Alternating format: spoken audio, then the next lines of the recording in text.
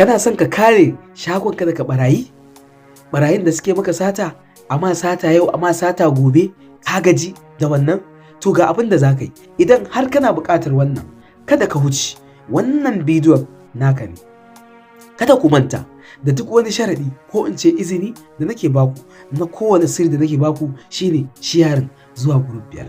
Sannan like yana ƙara mana ƙarfin gwiwa, sannan comment da salatin manzon Allah yana ƙara wa sirrin ƙarfi wurin samun mustajaba. Shi ma wannan ismillahil azam ne, ba yawa sai zafi, ba yawa sai sai zafi.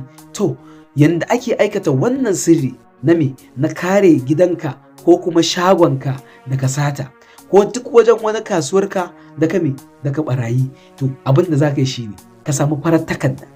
Farar takarda za ka samu holama, malamai suna ce mata holama. Ku sani farar takarda wacce babu zane a cikinta, za ka zauna sai ka rubuta sunan Allah Alhayyu kafa 111. Alhayyu kafa 111. Idan ka rubuta, kun gane, kana rubuta a ƙarshen na 111 nan sai ka rubuta as-sariqu. Idan ka rubuta sai ka yi laya.